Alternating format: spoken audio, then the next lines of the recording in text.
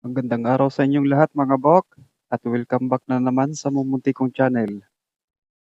So sa episode natin ngayon mga bok, itampok muna natin yung mga inside track, mga palatandaan, mga indicator, yan, yung mga sign ng inside track. Ito yung tema natin ngayon mga bok. So pagpasensyahan nyo na mga bok kung medyo pangit ng audio ko ngayon hindi ko na kasi magamit yung isang mic ko mga bok. So yung nabili ko sobrang pangit. So umpisahan na natin. My sourceless water, from yin and yang, arises two sides.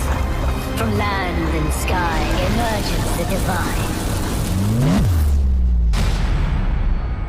My yin-yang fish.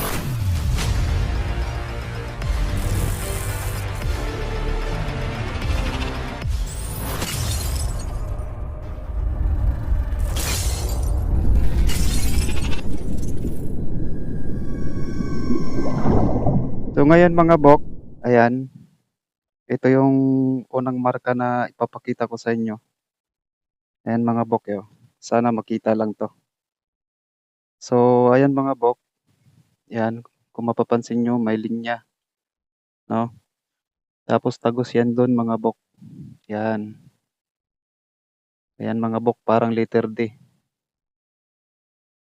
Tapos, ito pang linya mga bok, yan. May linya pa pala dito. Yan mga bok. So hindi ako makalapit mga bok gawa ng nandito na yung puno ng kakao. So ngayon, ito yan mga bok, may dot pa pala dito. Square hole mga bok. Ano, ito mga bok, dalawang marka to na pinagsama Ay, dalawa. Marami ito mga bok, pero kung mapapansin natin, dalawa lang. Ayan. So maliit lang tong bato na to mga bok. Yan. May basag pa pala. So yan yung itsura ng bato mga bok. At nandyan yung marka natin na yan. So itong na to mga bok, yan. Itong linya na to, pahalang, itong nakatayo, ibig sabihin yan, anter. Itong letter D na to ng mga bok, ayan, big rock kasi malaking D. Yan mga bok. So, sobra isang dangkal Ayan mga bok. So, malaki siya. So, itong V na to, yan, yung V na yan at itong linya. So, ibig sabihin yan, above ground, no? Kasi up yan Tapos ito yung ground. So, ang decoding niyan mga bok, ito above, ito yung ground. Kaya above ground. So, itong letter D na yan mga bok, ayan, napakalaking D.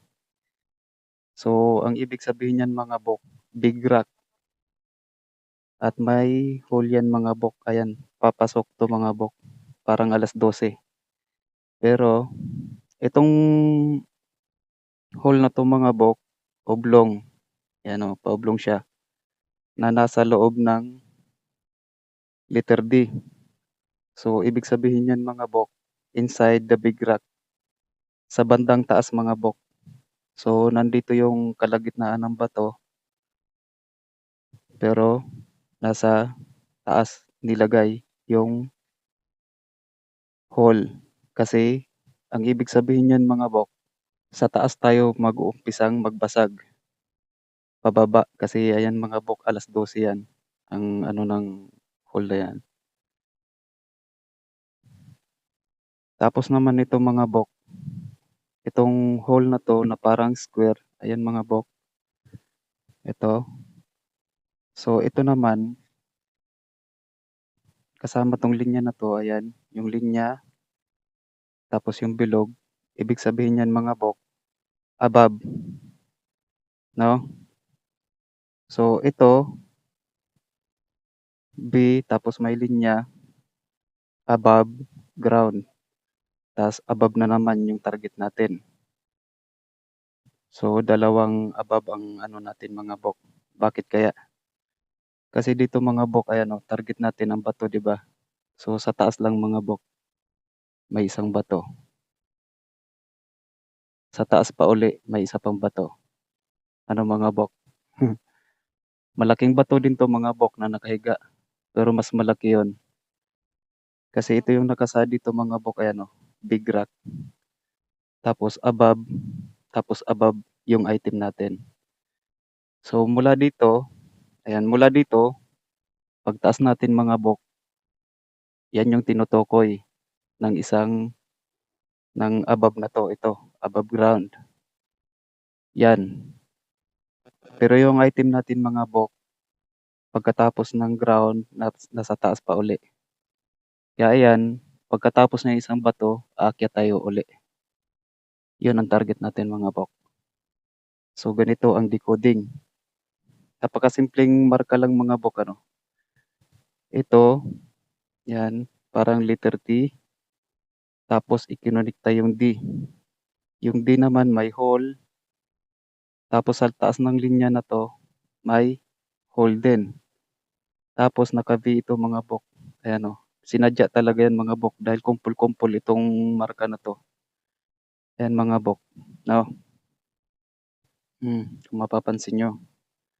So, kung gagawin natin 'tong ano mga bok, square, yan, pa-square natin 'to, may pinutol silang isang kanto. So, ibig sabihin niyan mga bok, may hidden chamber sa spot na 'to, isa lang, kasi isang kanto lang. At itong marka din na 'to mga bok, ayan, yung pa-ganyan, yung half na ano, square, tatlong kanto lang mga bok, isa, dalawa, itong pangatlo, pinutol yung isa. So, ibig sabihin niyan, drift. So, dun tayo mag-ano mga bok, hindi natin 'to susundan yang pointer na yan, ayan mga bok. So, may mga parang pointer siya ano, ayan mga bok, oh. So, ang susundan natin mga bok, itong flat surface na 'to, paakyat. So, magkakatugma sila mga bok ano, above ground, tapos up na naman uli. Big rock, nasa taas yung target natin. So, sana naintindihan niyo 'to mga bok. So, yun lang yung marka natin mga bok, ayan oh. Tapos diniretso dito. Tapos letter T, tapos dito may half na square, 'no, pinutol yung isang kanto dito. Kasi ang ibig sabihin niyan, hidden chamber. Pangalawa, drift, doon tayo magde-drift. Hindi natin sundan kung alin man yung mga pointer na nandito. So yon, above ground, may isang rock tayo kasi rock nga ang target natin. Tapos mag-a-up tayo uli. So yung bato na yon mga bok, ayan, ang target natin. So aakyatin ko lang mga bok. At ito na tayo sa taas mga bok, ayan oh. Ito yung itsura ng bato. Yan. Malaking bato mga bok ano. So sa ano dito mga bok, ito yung mga pinakamalaki. So nandun yung isang bato. Dito sa side niya mga bok, ayan, kung mapapansin nyo. Pagpasensyahan nyo na mga bok kung naririnig nyo yung paghinga ko, no. Dahil sobrang pangit ng mic na nabili ko. Sayang yung pera. Ayan mga bok yo. Ayan. Tapos ito, may linya yan mga bok. Ayan. Ito tinabas to mga bok. Ito linya. Ito tinabas yung bato. Ayan mga bok, tinabas yung bato. So kung titignan natin mga bok, ayan parang letter A. So yan. Itong marka na to mga bok, nag-indicate ito na may dalawang chamber. Kappa method mga bok, kasi letter A yan. Ginamitan nila to ng kappa method. So nandito na. Ang kasunod ng mga decoding natin dito mga bok, medyo may kabastusan na. Kasi alam nyo naman, ang target ni kappa, tao. So walang pili si kappa.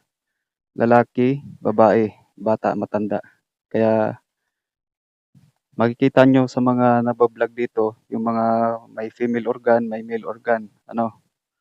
So ito, target natin mga bok dalawa. Bakit naging dalawa?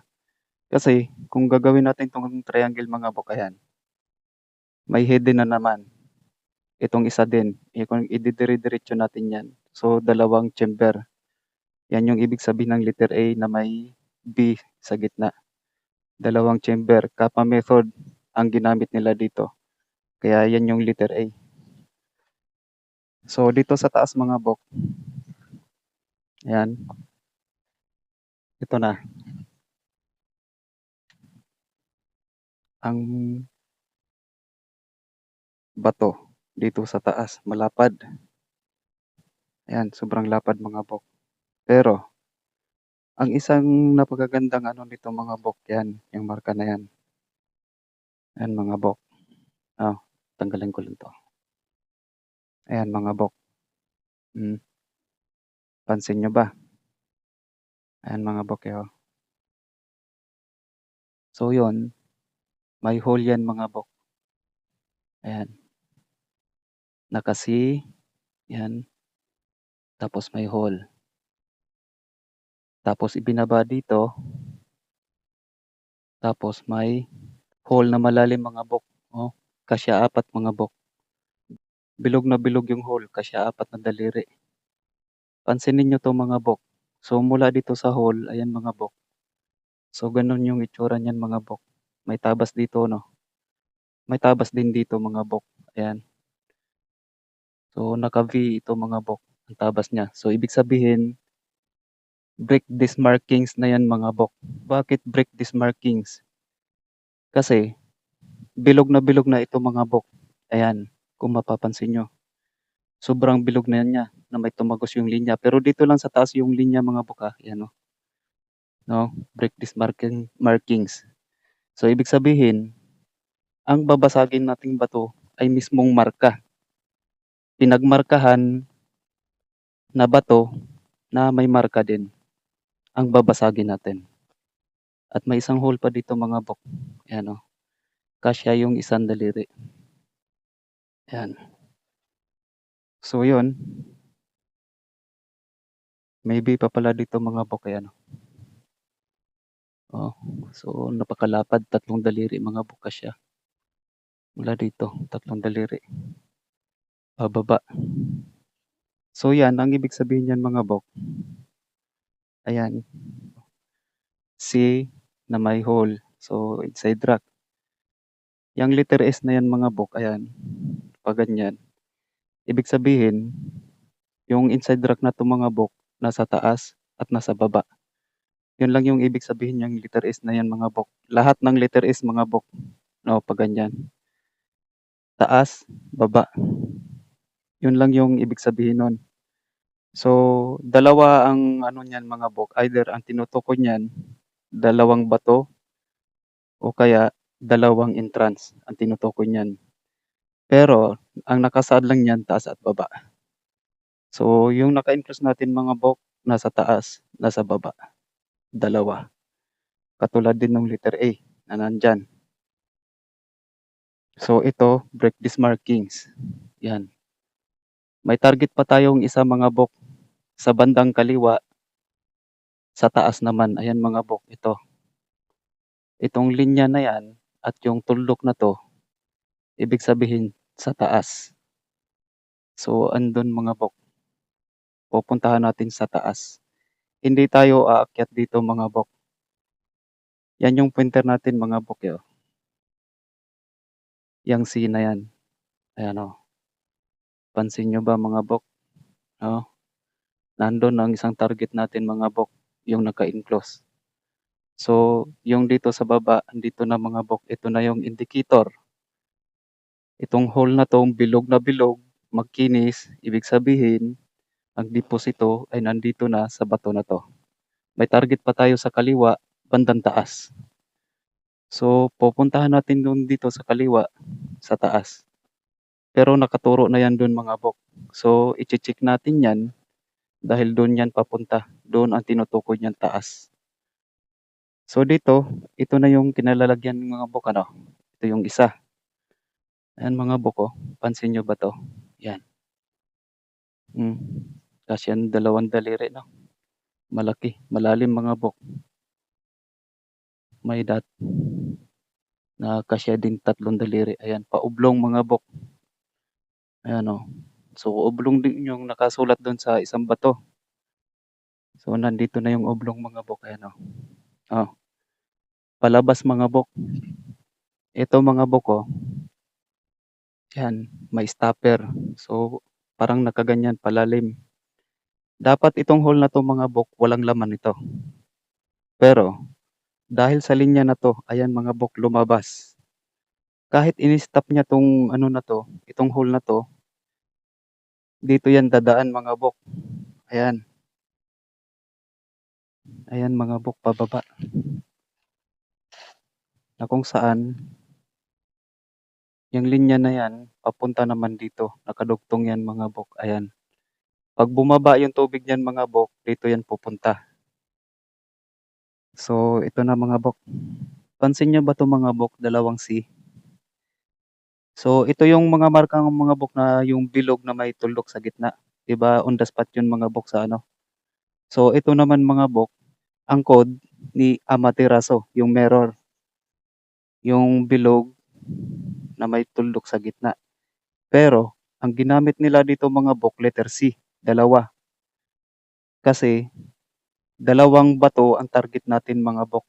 Yang C na yan, dalawang bato ang target natin na may laman sa gitna. So, nandito na yung isa mga bok. Yan o. Kita nyo naman yung linya mga bok, ano, papunta dito. Yan. So, ito medyo hindi pa 'to bastos kasi code ni Amaterasu ang kinombinasyon nila kay Kappa. Hindi pa masyadong bastos ito mga bok. So, yon, break these markings. Ito yung markings nila. So, may ano pa pala 'to dito sa mga bok, eh, oh. May mga hole pa pala 'to. Ayan.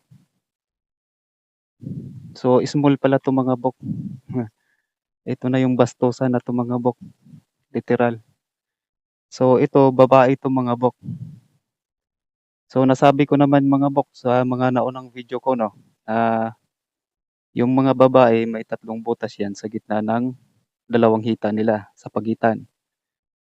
So 'yan, ito yung daanan ng ihi, daanan ng bata. Ito naman mga bok ang puwet. 'Yan, 3 hole. Magkatabi 'yan mga bok, 'no, 'yan. Ito ang puwet, yang butas na 'yan. Dito dinudukot ni Kappa ang Shirikodama. Itong target natin, hindi 'yan. So, dalawang code ang ginamit nila mga bok, ano. Dahil nga Kappa method ang in-apply nila dito. At yung isang ano niyan mga bok, oh, parang lips pala 'yan. Parang lips pala 'to. So, yun, susundan lang natin 'yan mga bok kasi parang lips 'yan. Ayan, oh, parang lips pala 'to tignan. Susundan lang natin 'tong linya na 'to, 'yan. Pansinin niyo mga bok, dito rin bababa 'yan. 'Yan.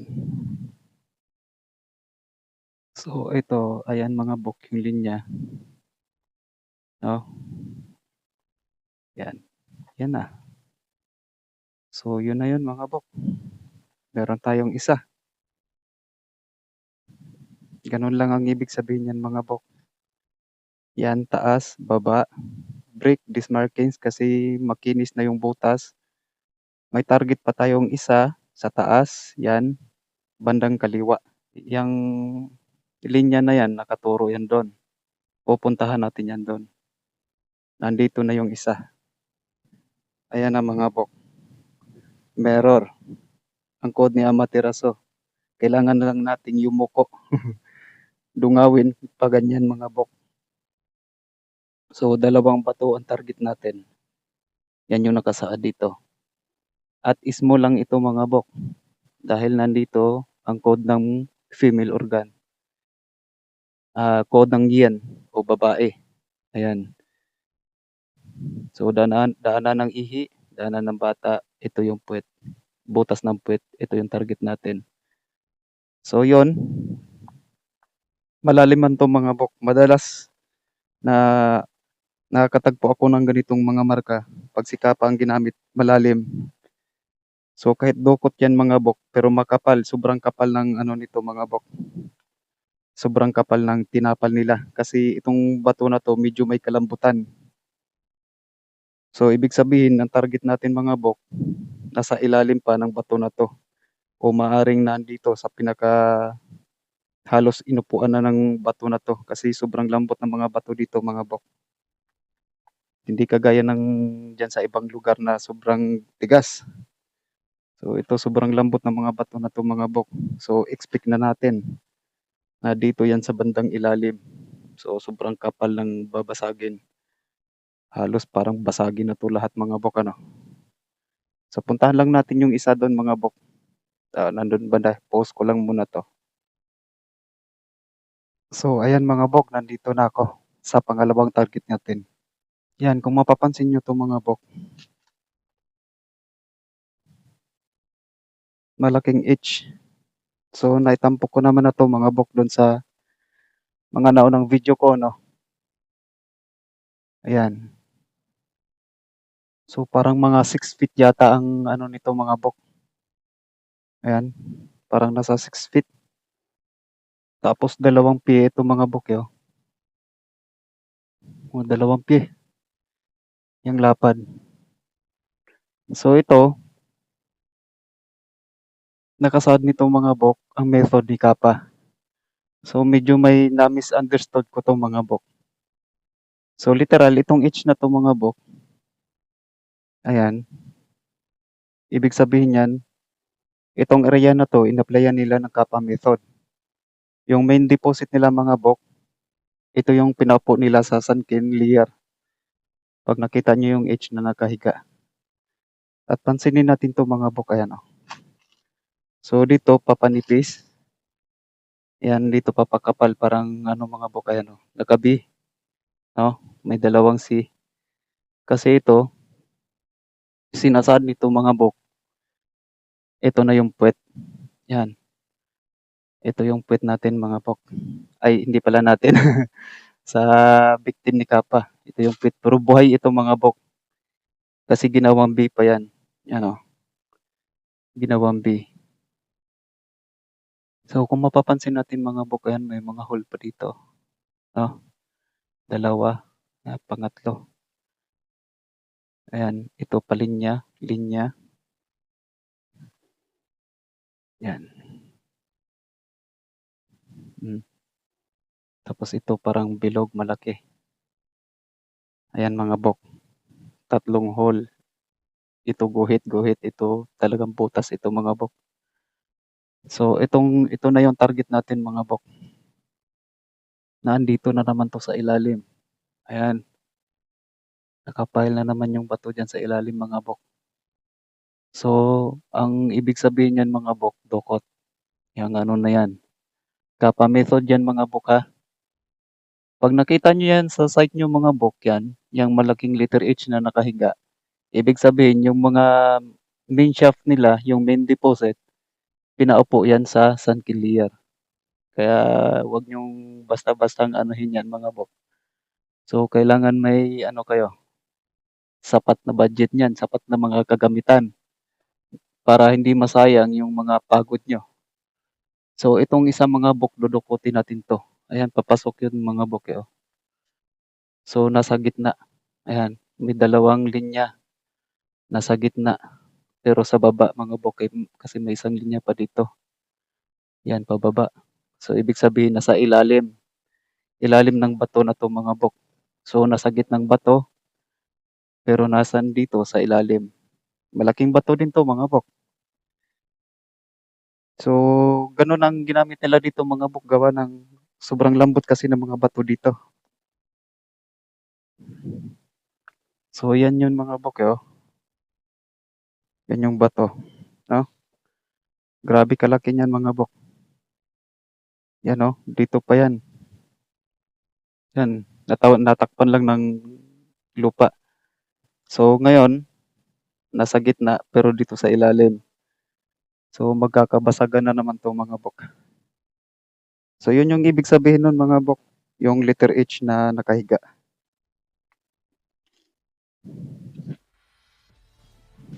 Yan, yung letter H na yan. So, nasa 6 feet. Parang sobra pa nga siguro mga bok. Mula dyan.